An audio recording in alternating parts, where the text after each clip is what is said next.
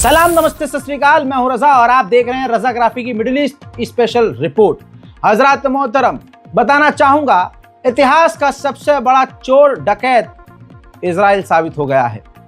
आपको पता है इजराइल ने गाजा फिलिस्तीन में जो कर रहा है, जो किया है, वो तो एक तरफ। बात अभी मैं इस मुद्दे पर सीरिया पे करूंगा।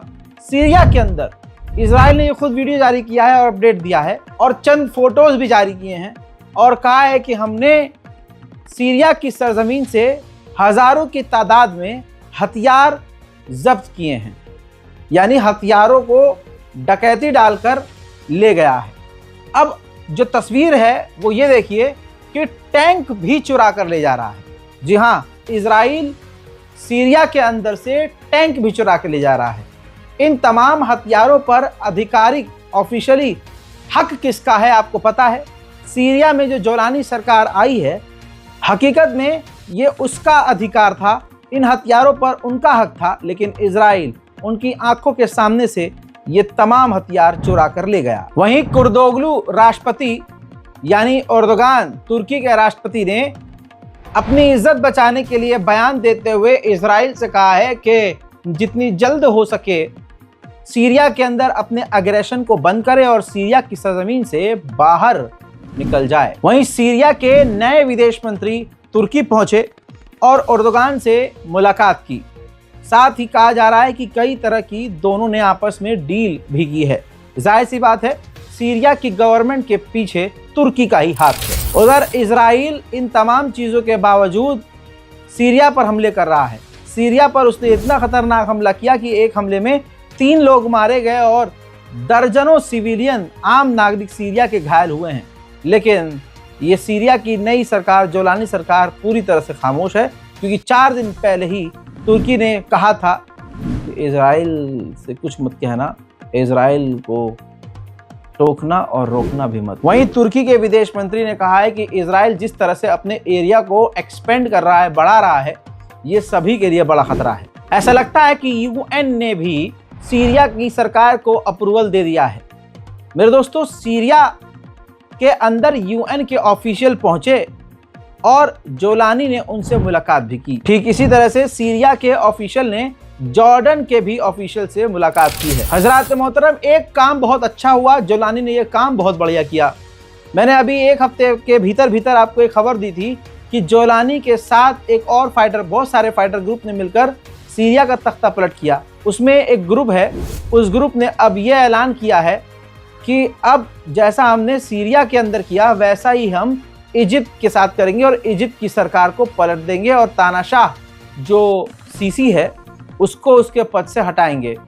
इस बयान के बाद मामला गर्मा गया और सीरिया की इस नई सरकार, जोलानी सरकार ने उन ग्रुप के तमाम लगभग मेंबर्स को जो इस बयानबाजी में शामिल थे गिरफ्तार कर लिया है। वहीं एक और बशर अल असद के रिटायर्ड जनरल ऑफिसर को सीरिया की नई सरकार ने गिरफ्तार किया है। उधर आईएसआईएस का बहाना बनाकर तस्वीर देख लीजिए, अमेरिका ने भी सीरिया पर हवाई हमले किए हैं। तुर्की पीकेके को खत्म करना चाहता है और उसी सीरिया के अंदर इजराइल पीकेके को बचाना चाहता है।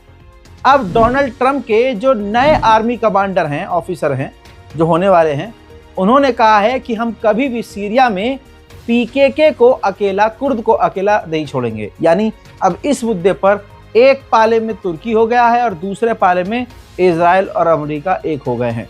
अब ये तीनों यानी आमने सामने हैं। Yeah, well, absolutely. Not only that, but I think we also need to recognize that there are implications to abandoning partners who have at great sacrifice and threat actually jailed the ISIS fighters. One of the reasons why we were able to dismantle ISIS is because they were willing to host them in jails at great personal threat to them.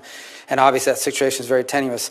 I don't want to take up a lot of your time, but I do think it's important to respond to this opportunity in Syria because it could be an opportunity. Look, the new people that are in charge there are not going to pass an FBI background check, okay? We recognize that. These are not people we know all about, and their history, as you said, is not one that gives us comfort. That said, it is in the national interest of the United States, if possible, to have a Syria that's no longer a playground for ISIS, that respects religious minorities, ranging from Alawis all the way to Christians, that protects the Kurds, and at the same time... वहीं मेरे दोस्तों, भले he cease fire गज्जा में हुआ है, लेकिन Israel का जुल्म सितम यहाँ नहीं रुका है।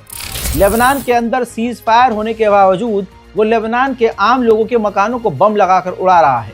ये लगातार दुनिया के सामने सीज फायर के बाद भी इजराइल सब कुछ कर रहा है।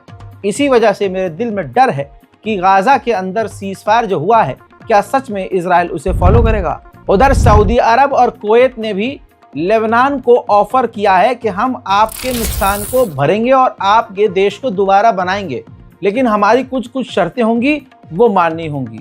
देखिए, सब अपना उल्लू सीधा कर रहे हैं।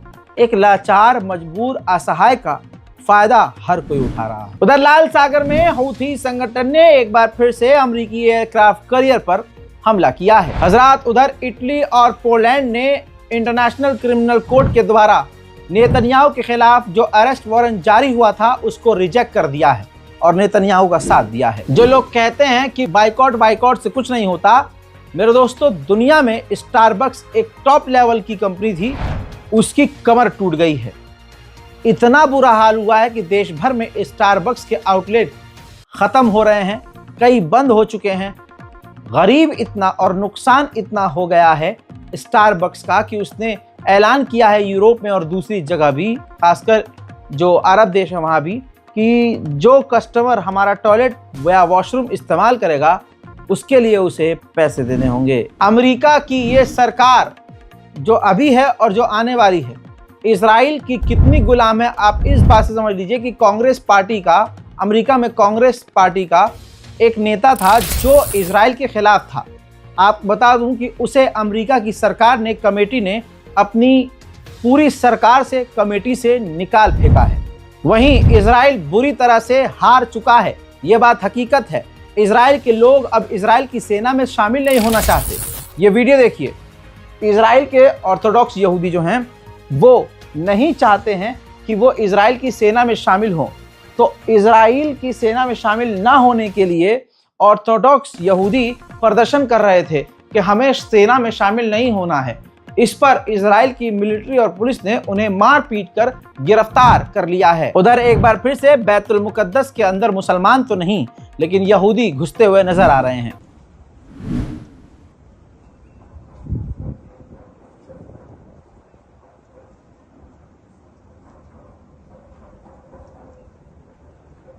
गाजा में भले ही सीज फायर हो गया है, लेकिन गाजा पूरी तरह से बर्बाद हो गया है।